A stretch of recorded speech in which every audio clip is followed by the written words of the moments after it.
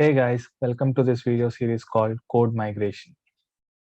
In this video series, what we'll understand is what is code migration and why we need code migration and a process of code migration. And we'll see an example of how exactly a code migration works. Without any delay, let's get started. Now, what exactly is a code migration? In simpler terms, code migration is nothing but a process of moving the changes from one org to another org. It is as simple as that. It includes your configuration changes and your customization changes. How we are doing it? We are doing it based out of a metadata. So we'll understand this process in detail, but we'll get this metadata from one org with the help of certain tools. And once you have the metadata, you will deploy that into the second org. So that way, the process of moving your changes from one org to another org would happen. Why we need this code migration? So we have understood that code migration is nothing but moving our changes from one org to another org. It includes both configuration and customization. If you ask me why we need this code migration, so for that, let's understand this simply. You might have gone through the video called development lifecycle or application lifecycle, where in which we have discussed the steps each and every project would take in to make these changes to the dev org and finally push it to the production org via stages. In those stages, we have talked about testing and giving a demo to the client and then doing a regression and finally pushing those changes to production. In case if you have not checked this out, feel free to check out this link. You should be seeing the link at the top of the screen. If you have not watched it, feel free to check out this video. Now, in short, we would have multiple sandboxes, one for development, one for testing, other for training, and finally a production org. If you see here, there are multiple sandboxes and a production environment. In case if you have already gone through the application development lifecycle, you know that we'll not do any code changes or configuration changes in production. We would do it in the developer environment first, developer sandbox first, and then we'll test it properly and move to production. So if you see here, since there are multiple sandbox involved, if I have to move my workflow rule or a process builder or a class or a trigger, if I have to move it from one org to another org, if I do not have code migration, I have to start it fresh in each and every environment that I'm connecting to. So let's say if I have done my changes in my dev org, and if I'm confident enough that my requirement is satisfied, if I have to move it to the testing sandbox, again I have to start building it in the testing sandbox. So what would happen due to this one is I might introduce manual errors. These are unintentional errors where I might miss out a small configuration that I have done it in my dev org, which have given me the results, and that configuration might or that change might have missed in this other sandbox due to the repetition changes that I'm doing, where a negligence might come into picture. So that is point one. And two, it saves time. If I have to do this process again and again, instead of using my developer effort in building a new functionality, what is happening without code migration? I'm using that dev effort in recreating the same thing again and again in the other sandboxes in production. So what is happening is my developer effort is not going in building the application, but it is happening in doing the rework. So time and rework are the other things that this code migrations would reduce. So that is where Salesforce came up with this concept of code migration, where it helps the developers or an admin to move the changes from one org to another once they are configured properly in one org. So we have the ability of moving these changes from one org to another org with the help of code migration. So that is the definition of code migration and the need of code migration. What we'll do is first we'll understand with a simple example, real-time example of what exactly a code migration is. Like I'll give you an analogy to help you understand this concept first.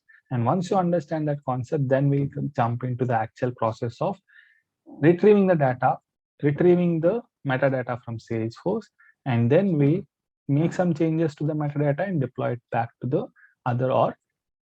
Here is an example that I've set up, which would help you understand the concept of code migration. So in the code migration, there are two things. One is a retrieve, another one is deploy. Right? Do not worry what exactly this retrieve and deploy is. For time being, let's understand this example first, and then we will focus on the other topics that I've talked about. For this example, let's take a general store. So there is a general store. Inside this general store, we have a shopkeeper or a store manager. In order to help you understand this example, feel free to play this role of a customer here. Let's say you walk into this general store and you meet this shopkeeper or the store manager. Since you have walked into a general store, the expectation is that you wanted something from the general store. So the shopkeeper would basically ask you this question: how can they help you out? In case if you do not know what you're looking out for, the shopkeeper would not be able to help you out. So it is of no use standing there for a longer time and waiting for some miracle to happen until unless you give the shopkeeper or the store manager what you are looking out for, or in case if you let them know what exactly you are looking out for, they would not be able to help you out. So if you understand this concept, that is where it lays out the foundation for our concept, which is nothing but the code migration. So if you see here in this scenario, there is one thing that is missing, that is nothing but shopping list. So why is that important? It could be a physical copy in which you have written down the list of things that you wanted to buy from the general stores, or could be a mental note that you might have pre-thought when you have entered this shop. So until unless there is a list of things that you want, no one would be able to help you out, or you can simply go around the store and get those things by yourself. So if your intention is not to go shopping from a general store, there is no point of waiting there, right? So what is missing here is an idea of what things that we would need. If you have understood this point, this lays the foundation for our next concept, which is nothing but code migration retrieve. In the process of retrieve, there is an important list that we need to make, that is nothing but package.xml. Let's go ahead to the next slide and understand what exactly this package.xml. You can find similarities between this shopping list and the package.xml once you understand this concept. So with that, let's move on to the next part. Same general store, same shopkeeper. Let's do this exercise together. And this time with us, we are taking a shopping list with us. So still we are playing the role of a customer here. The general store remains same and the shopkeeper is also same. Let's do this exercise once more to understand the output of this exercise. So now this time I have noted down the list of things that I need. So this time I go to this general store, walk in, and I see the same shopkeeper. This time I give them the list of things that I would need. This is how you can basically get to the point where you can make sure that the shopkeeper or the person who is there in the shop would be able to help us out. Once I have the things that I'm looking out for, my shopping would be pretty much easy because I have a help from the shopkeeper who is helping me find the things in the shop. So shopkeeper basically helps me get all the things and he will pack my list of items and the billing would be done. And that is a happy customer and a happy shopkeeper where they help the customer get the things that they wanted. So if you see this scenario 2 and the scenario 1 that we have previously discussed, where in which we do not have a list, the only difference between scenario 1 and scenario 2 is this time we have a list of items that we need. Right? So if you have understood this concept, you might have understood the concept that I am going to discuss, which is nothing but retrieve in Salesforce. The process of retrieve basically starts with preparing a list. What is that list? That list is nothing but the items that we want from Salesforce. So we would have an org from which we wanted to get the metadata. Why we need this metadata? This metadata would be useful for us to create the changes that we have done in this org in a new org. So that is why we need that metadata. In order to get that metadata, in order to get the items in the form of a metadata, we need to first prepare that list. Now, what is that list? It is nothing but package.xml. If you see the similarities between your shopping list and your package.xml, just like your shopping list, in your package.xml, what you would write is you would write down the list of items that you would need. Let's quickly go through this example of how we would be writing our shopping list in order for us to better understand this package.xml. Let's say I wanted to buy a toothpaste, toothbrush, and a deodorant. So now I have a list of things that I wanted from this general store. If you see here, toothpaste is a item that I want, but I have not mentioned what kind of toothpaste that I need. So I have an idea that I need a toothpaste, but I do not have the specification of what brand I need. So if I have a brand that I would prefer, I'll go ahead and mention that brand name here. So I'll mention that brand name here. Same with the toothbrush, right? So let's say if I want to use the same toothpaste and toothbrush from the same brand, I'll go ahead and make a mental note of it. Or maybe I might take out a cell phone if I'm not driving or anything. I can kind of quickly take a note in my mobile phone so that I can refer to this list when I go to the shop. I have a habit of, let's say I have a habit of using two deodorants, right? So let's say brand 2, brand 3, right? So if you see here, I wanted one toothpaste of this brand, I want one toothbrush of this brand, and I want one deodorant from brand 2 and one deodorant from brand 3. So if you see here, toothpaste and toothbrush has one item here, but this deodorant I'm asking, or I'm kind of taking a mental note or a physical note, or maybe on a copy I'm making a quick note on my mobile phone. I'm kind of noting down that I need two items, or I need two deodorants, and those brands are brand 2 and brand 3, right? If you see here, I am asking for 4 items in total, right? If I look at the categories, I wanted toothpaste of this brand, toothbrush of brand 1, and 2 deodorants, right? So these are the categories here, and these are the brands that I'm looking out for. These are the specific details that I'm looking out for. I do not want any random deodorant. I want a deodorant of brand 2 and brand 3, right? Do not worry, I'm just calling them as brands here, just to make sure that we get it right, and there is no confusion in terms of the name that I'm calling out.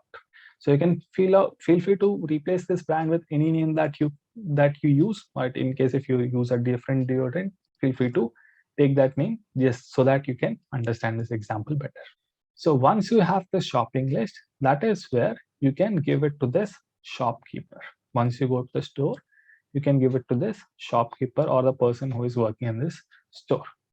Now think of this shopkeeper as a person who is helping us with the process of fetching these details or getting those details for us, right? So we do not have to go around and go in circles and find out the things that we need. We can take a help of this shopkeeper to get us the things that we need. For this example, I'll be sharing a tool which I'll be using shortly, right, which is Workbench. The process remains same. I'm just taking this Workbench as an example just to show you this process. Think of this shopkeeper as a workbench who is helping us get the things that we want from the shop. We have the shopkeeper, and the shopkeeper is having the list that I've shared. Now, where does the shopkeeper get the items from? Where they would get from? They would get from the store that they have set up. So the store is nothing but the org from which we want the details from, right? I'm just correlating the things that we are about to use, which is nothing but getting the metadata from the org. Think of the store as a org from which we are getting the details. The shopkeeper or the person working in the shop is a workbench, which is who is helping us in getting the details that we have listed down, right? So once everything is done, if you have given the list to the shopkeeper goes around the shop and basically get those items for us. And what he or she will do, they will pack the items in a bag and they'll give it to us, right, along with the shopping list that we have initially started with. So this is like a zip file in our example. So this end product of getting the metadata from the org would be in the form of a zip file. The shopping list plus the list of items that we get from the shop after doing the shopping is nothing but a zip file that we can compare to. So inside that zip file, you will get all the metadata that you have asked for. Depending on the shopping list that you have mentioned, you'll get all the metadata. So that is how simple it is to understand the concept of retrieval from Salesforce, right? Retrieving the metadata from Salesforce. So let's look at this process once again in terms of just the Salesforce terminology, and then you can quickly relate it to the points that we have discussed. So we have a Salesforce org. I'll call it as org1. In this org, let's say I have a workflow rule, I have a process builder, or I have a class. So these are the things that I've configured. For time being, I just want this class to be retrieved from this org, right? So like I've mentioned, retrieve of a metadata is nothing but getting the changes from one org into a local in the form of a zip file. And this zip file, inside that zip file, you'll have a metadata of this representation of a class in case if you want only the class, right? So this metadata, you can use that to move these changes, or you can use that metadata to basically replicate the same class in another org. In short, it's like a copy paste from one org to another org, right? We cannot do the direct Control C and Control V for all the things. So that is where we use the power of code migration here. Now, if you, what I would do is I'll first use a tool. For time being, think of this as a box. We do not know what tool we are using. It could be an AND tool. It could be a workbench. It could be Salesforce CLI to basically retrieve the data. For time being, think of this as a tool. This tool is basically responsible for getting the metadata from the org. So I'm using a tool. It could be any of these things. There are other tools in the market also which can do the same thing. So this tool basically connects to this org. And what is the job of this tool? This job of this tool is to basically get the metadata of the particular component that we are asking. So if I'm asking for a class, this tool would basically help me get that metadata. So how can I see that metadata? Once the retrieval process is done, I can see a zip file. Inside this zip file, I would have a package.xml plus the list of components that I've asked for. Right? In this example, we have asked for class. You would have a class. So that is how you can basically retrieve your changes. If I place myself as a tool, right? So just like in the example that we have discussed, if I directly go to a shop and if I do not share anything to them, I do not tell them what I need, what I'm looking out for, will I get anything? The answer is no. Same thing here. The tool should understand what I'm looking out for. So that is where your package.xml comes into picture. In this package.xml, we list down the things that we would need from our Salesforce org. So this process is called as retrieve. Retrieve, at the end of this retrieve metadata from Salesforce, you would be having a zip file with you, which has a metadata of list of items that you have asked for, list of components that you have asked for, right? So the end goal of a retrieval in a code migration is having a zip file where you have a list of components that you have asked for, right? So that is the process of retrieve. So you can kind of relate this retrieve as a download. So what we are downloading the metadata from the org to our local system in the form of a zip file. So that is how you can relate or kind of remember this concept for a longer time. So this is the process of retrieve. Now, what is the first thing that we would need in terms of retrieving a metadata? The answer is nothing but your package.xml. You need package.xml to basically start off with. So why we need this package.xml? Remember this example, the first thing that we have started off with is package.xml or a shopping list, which basically helps the shopkeeper understand what we are actually looking out for. So that way it would be easier for them to help us or identify the things that we are looking out for, right? So that is why start preparing your package.xml before you start the process of your retrieval, right? The first step is to basically get your package.xml. So I've pasted a simple package.xml for your reference. Do not worry in case if you do not understand this snippet that is in front of you. It is very simple.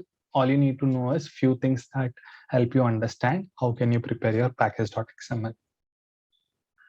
Couple of things would be same for all your package.xml irrespective of whatever that you are retrieving. It remains same. So I'm just highlighting the lines which would be same for all package.xml irrespective of what exactly you are retrieving. Line number 1, line number 2, line number 8 in this example remains same, right? So these lines would remain same. So if you see here on line number 7, we have a version, right? We have a version that is included. Let's quickly understand what exactly this version is, right? Again, a simple example to help us understand. So let's take a mobile application, right? So mobile app, it could be any app, a gaming app or a productivity app or any app that you can think of a mobile app. So the first time that they have launched the application, they would be releasing the version as 1.0. Now, the next time when they release an update to this mobile app, it would be a 1.1 if there is a small change. If there is a small change again or a bug fix or anything of that sort, they would release it as 1. If they are releasing a major change, that is where they'll put it as 2.0 version with 2.0, right? Any bug fixes will go in 2.1, 2.2, and so on and so forth. If there are major changes, they'll change the number here. So if you see here, as and when there are changes, they are increasing the version number. What exactly it would signify is, it would signify if I'm using an app, right? If the mobile app company wants to understand what kind of an app, what kind of a version this user is using, they can simply look at this version and they will be able to understand what all functionalities would be included in it. If there is a latest version that is there in the market, and if I'm still using 1.1 and complaining that this app is not working good, what they would see is, since I'm using a older version, what they would suggest is they would suggest me to upgrade it. So that way all the bugs or anything that is there would be resolved. Any challenges that I have in terms of using this application would ideally be resolved in this upgraded versions. So what exactly this version talks about is, it basically talks about the features and the additional enhancements that are going through. Same thing applies here also. This version basically talks about what kind of a extract of a metadata that I would need. So it's like this. If I'm asking for a custom object, so let's say if I want a custom object to be retrieved. So I've created a custom object, I want this extract. Now Salesforce is asking me, in what format do you want it? Do you want it in a version 30 or version 40 or version 50 or version 52, right? So whatever the latest version, you would select that. Why? The same example that we have discussed, as when you have the latest version, it would have all the enhancements that are coming through, right? So it is asking me, in what format do you want to get this extract, right? So there would be some scenarios where you need to get it exact version, right? So exact version, let's say if I want only 52 version, then I can go with it, right? So it basically tells us the features that are supported in my metadata. So depending on the version that you would need, you would specify that here. This is my version. So this is an indication to Salesforce saying that I want this custom object. So let's say if I wanted to retrieve a custom object in a 52 version, this is the place where I can mention it. In your package.xml, look at your version to understand what kind of a version that you are extracting. So the version part is clear. So what else we are left out with? We are left out with line number 3, 4, 5, and 6. Let's quickly look at what exactly these are. If you look at line number 3, 4, 5, and 6. 3 and 6 are similar. So what exactly they say? They say types. They say types. Here is the start tag and here is an end tag. If you look at this XML, it is pretty much like your HTML where you have a start tag and an end tag. In your HTML, you would have certain tags that you can use.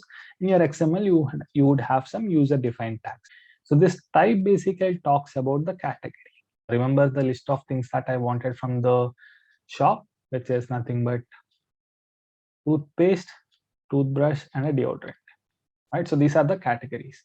So if you look at this type, this is the place where you would mention what exactly you're looking out for, right? So in the toothpaste, I would need brand one paste. So where can I mention that? If you look closely, name is the place where you would mention what is the category of the item that you would need. So in my shopping list, I would need toothpaste, right? In my shopping list, I would need a toothpaste. In Salesforce, since I do not have toothpaste or toothbrush or deodorants in Salesforce, or I would not ask for them. So instead, I would ask for a custom object, or I would ask for a class. I would ask for a workflow rule, or I would ask for a page layout, or I would ask for a lightning record page, right? So what are the items that you have in Salesforce? You can ask for them. So you would write the category here. I'm just calling it a category just for your understanding, right? So if I want a custom object, I would mention that within the name, right? So where can I mention what kind of a toothpaste that I would need? Within the members, that is where I would mention the name of the toothpaste that I'm looking out for, or the brand of the toothpaste that I'm looking out for, right? So in between the members, you would write that name.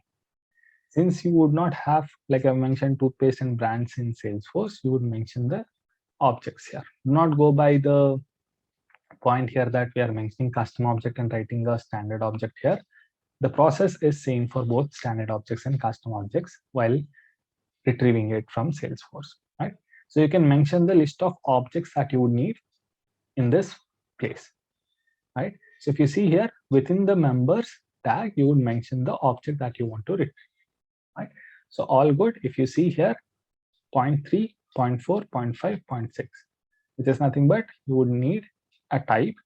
Inside that type, you would mention what kind of a thing that you would require. Package.xml, I can tell Salesforce that I'm looking for an object metadata, and that too, that object is nothing but account.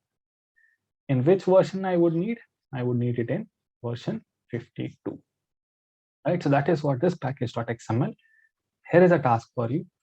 Pause this video and write down the package.xml just for this example that we have discussed. Do not worry, it might sound little off in terms of asking the Salesforce to retrieve a toothpaste and a toothbrush and a deodorant, but feel free to try it so that way you understand the process of preparing your package.xml, right? So this is what I want. Same example that we have discussed: toothpaste, brand 1, toothbrush, brand 1, deodorant, brand 2, and brand. Pause this video and give it a try. In next 3 seconds, I'll reveal the answer. In 3, 2, 1, I'll reveal the answer. So this is how your package.xml goes. Line number 1 and 2 remains same, right? Again, this is just for your exercise to understand how can you prepare your package.xml. So since I need a type here, since I have 3 categories, that means I should have 3 types here. So let's go ahead and write our first type. So I'll write my types here, right? Inside that types, do I need anything? Yes, I would need. So what is the category here? Toothpaste is the category. So I'll quickly go ahead and write the name and I'll mention toothpaste, right? So do I have, how many members I have? I have only one. So I'll go ahead and write the members here and I'll mention the member that I would need, right? So if you see here, this is how our first type goes. So this is something that we have already done. Now, if I need another category, so if you see here, my category 1 is completed. So my category 1 is completed. I need toothbrush also. So what I need to do, I need to repeat it again. I need to repeat the category again for my toothbrush. So I'll quickly go ahead and write it down. Members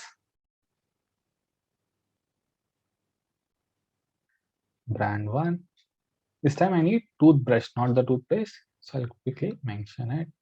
And here is my close types. So if you see here, we are able to complete 2 categories. Now comes the question for category 3. By now you might have guessed it right. I just need to repeat it again. So I'll go ahead and write the types, and I'll just make sure that I'm writing it in shortcut. So this time I need what? Deodorant. I'll go ahead and write the name here. I'll close the types just for our understanding. So if you see here, my name is, the category that I'm looking out for is deodorant. And how many members I need? I need 2. So what I need to do? I need to just repeat this members twice. So here is my members tag, and I'll write brand 2 and close that tag. And here I'll write another member which goes with brand 3 and close that tag. So if you see this package.xml, even though you have multiple items, all you need to do is enclose it in the same category, right? If I want 4 deodorants, all I need to do is add 2 more members here. If I want another toothbrush, I'll add 1 more member here. So once you define the member, you do not have to worry about how many members that we are retrieving from Salesforce. All you need to do is mention those members within that tag. So that is how your package.xml basically works, right? So let's say another question. So let's say instead of looking at one object, say account, from this package.xml, instead of asking the Salesforce to just give me account as an object, I want to retrieve all the objects in Salesforce. I want to retrieve all the objects in Salesforce. How can I do it? One way is just find out all the object names. Find out all the object names in Salesforce. Right? What you would do? Use this package.xml, copy this members multiple times, and change this value so that way you list out down all the accounts, all the objects in Salesforce. So let's say I have 10 objects.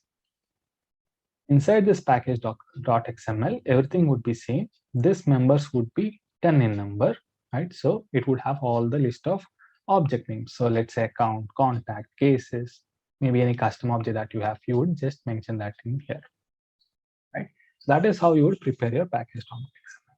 So that is one way, right?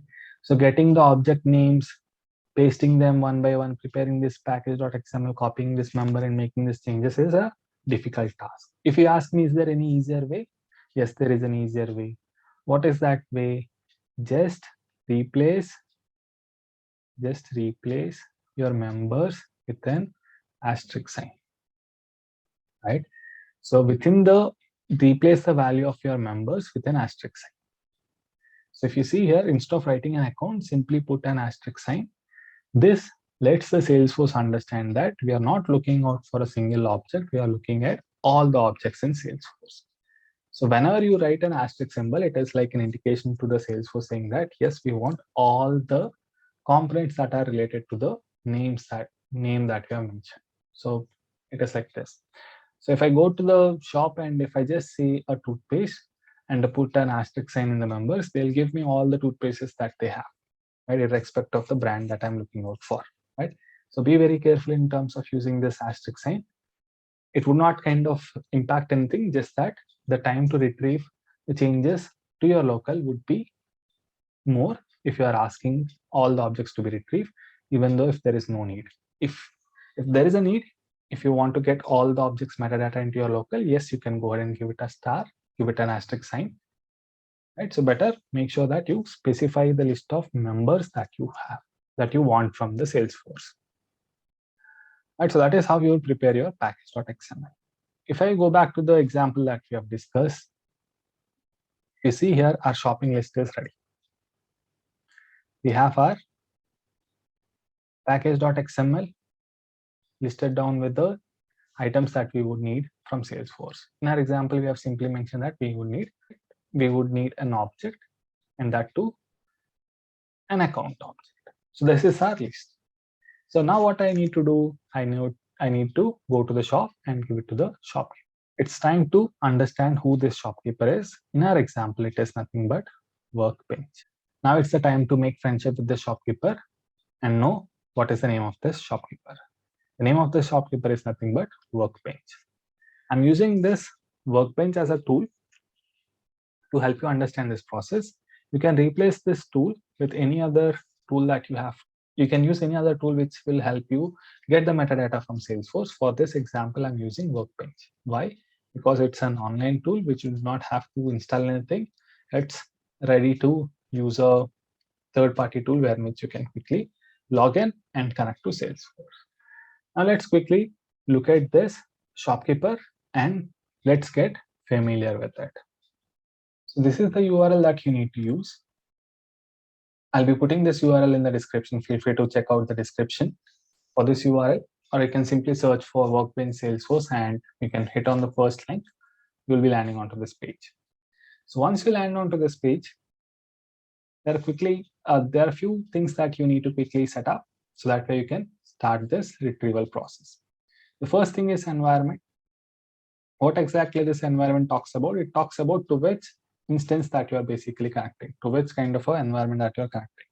Is it to the production or is it to your sandbox? If you are connected, if you want to retrieve the information, if you want to retrieve the metadata from your sandbox, you would go ahead and select it as sandbox here. If you want to retrieve this information from production, feel free to select the production. So my instance is a developer edition instance.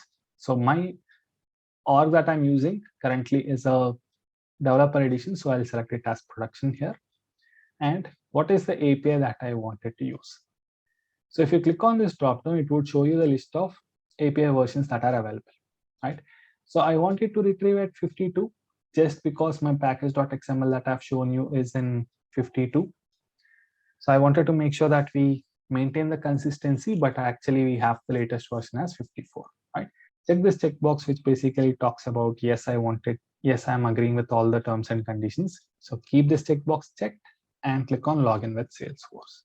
If there is any login screen that comes up, feel free to enter the Salesforce credentials for the org that you wanted to retrieve the changes from. So let's say if I wanted to retrieve the changes from org1, feel free to provide the org1 credentials there.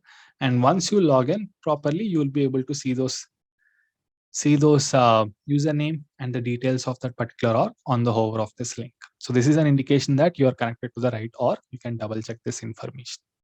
So I'm connected to the right org. So that means this workbench is connected to the org in which I wanted to retrieve the changes from, right? So now once that is done, so that means you have went into the right shop and there is this shopkeeper who is waiting for us.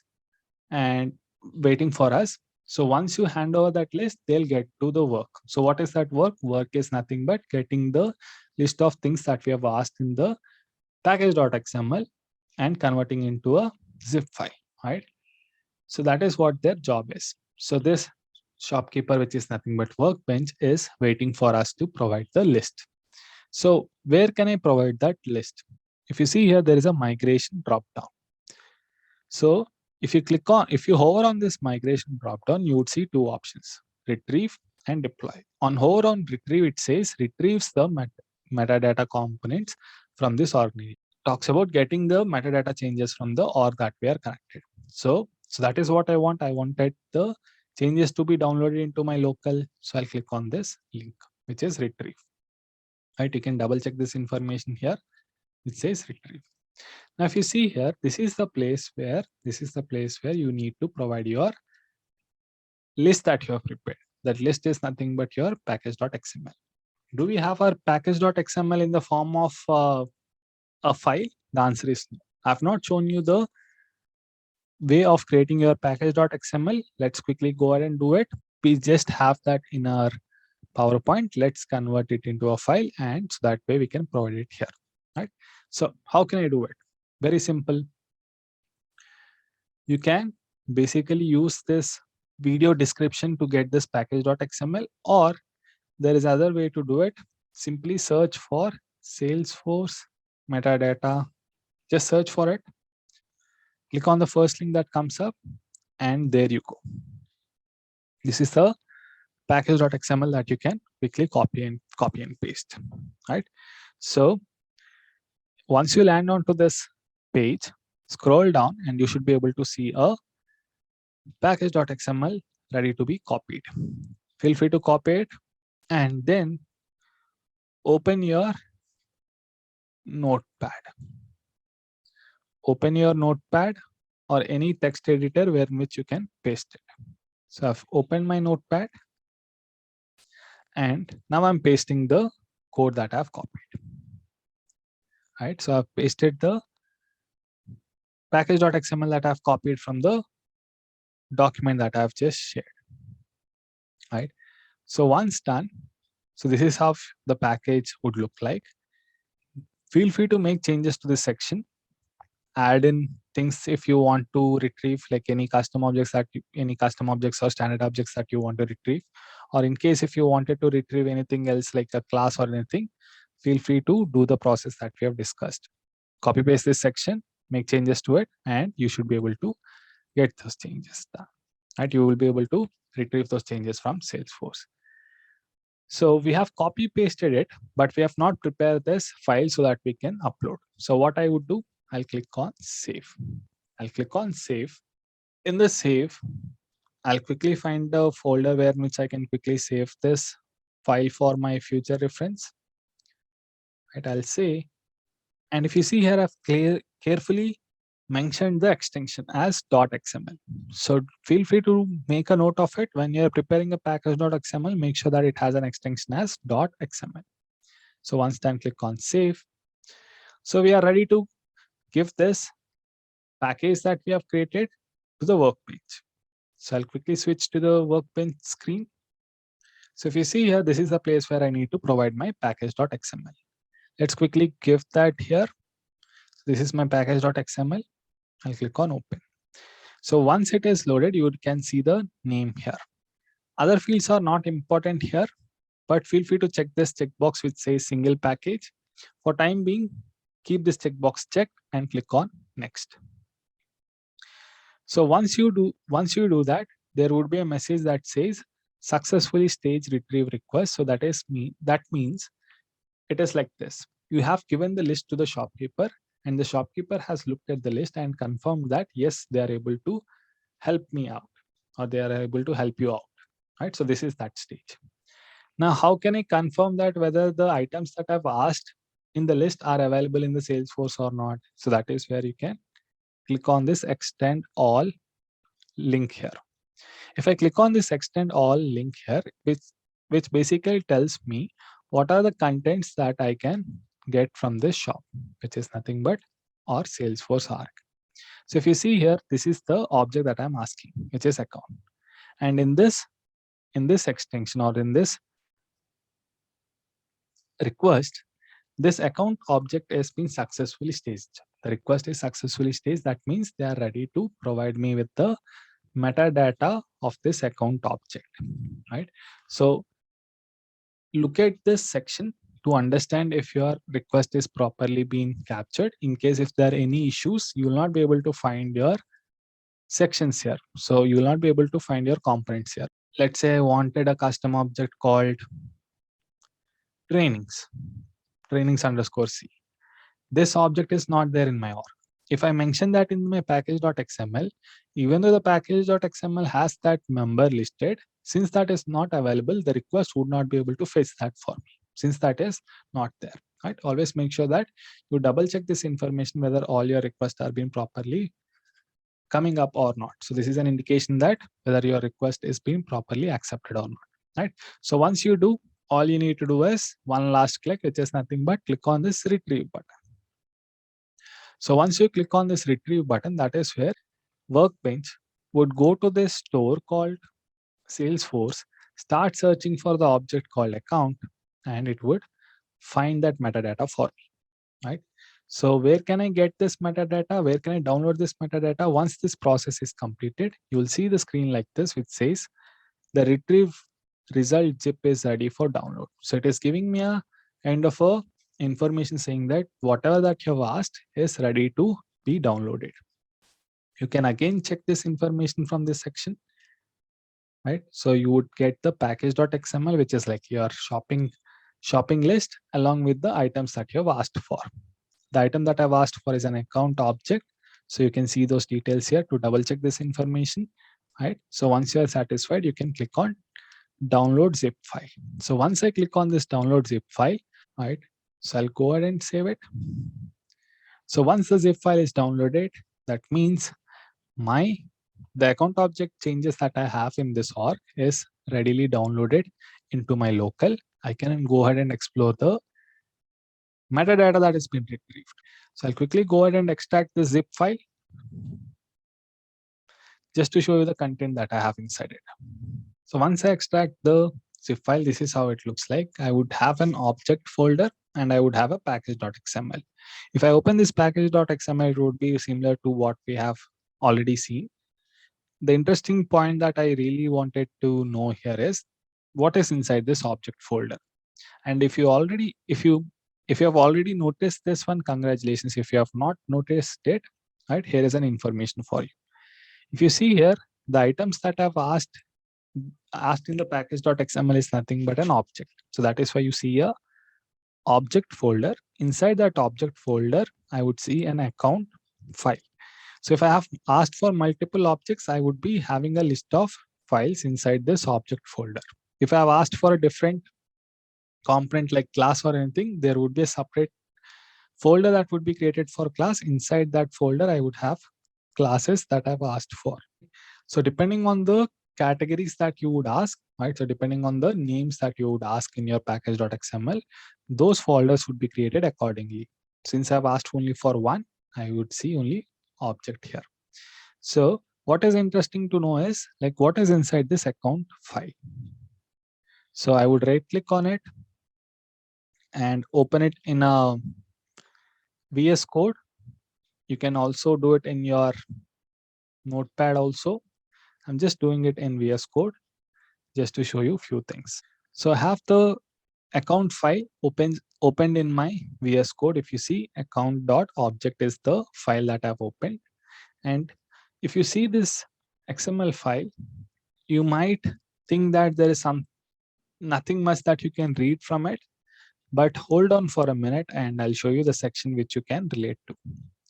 So if I scroll down to a section where I can find the fields, that is where you will be able to understand that whatever the fields that I have in my org are present here.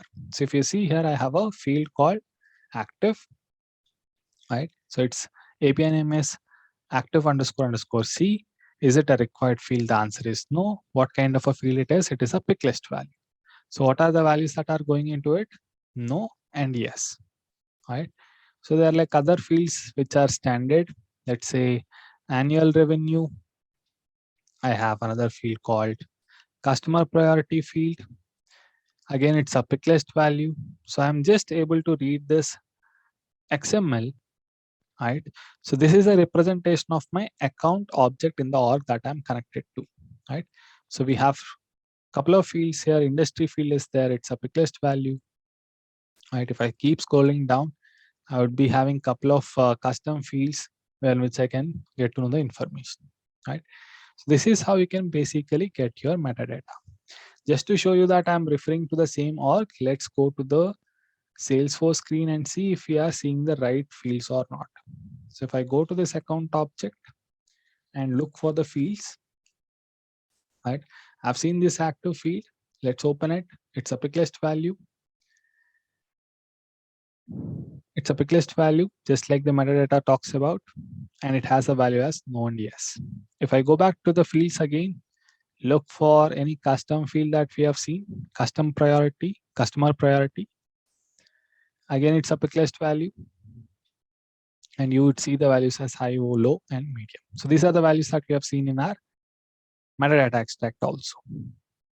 Right? That is how you can basically get the entire object in the form of XML. Right?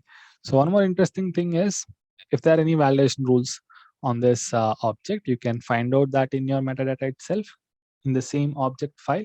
And also, If there are any list views that are created, you can pretty much find them in your object itself. That means in case if you want to migrate your list views that are under your object, what you need to do, get that object metadata and push it to the other org. So here is an example. I have my accounts. I have new last week list view. I have new this week list view. I have platinum gold SLA customers list view.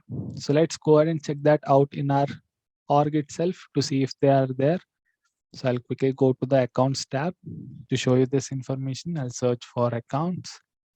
So once I'm on this accounts tab, I'll quickly click on this list view drop down, and that is where I'll see all the list views that I've seen. All accounts, my accounts, new last week accounts, new this week accounts, platinum and gold SLA customers, right? The list views that we have looked at, right? So this is how you can basically get an extract of all the metadata changes that we have in the org with the help of retrieve option. Retrieve is basically a downloading of the changes that we have in org, and we can use that zip file that we have got to deploy into the other org. So this basically ends the process of retrieve.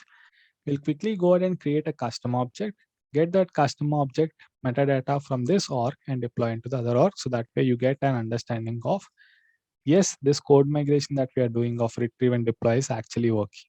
Rather than deploying an account object which is already present in all the orgs, what I would do is I would create a custom object and get the extract of it and deploy into the other org that we have. So let's quickly do that process. So I'll just quickly fast forward this and show you the object that I have already created. So I have a singers object, a simple object that I have created, which has few fields in it.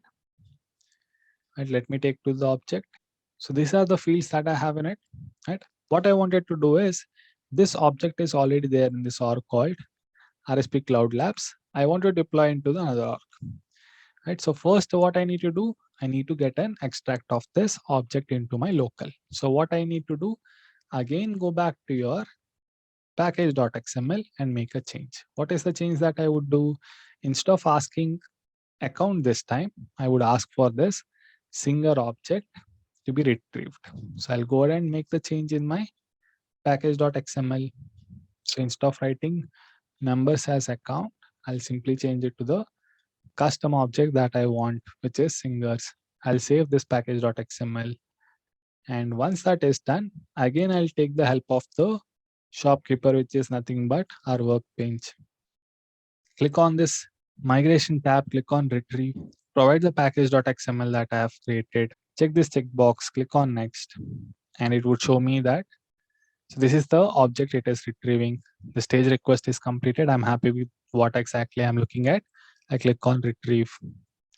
So the workbench would start searching for this object and it would get me the extract.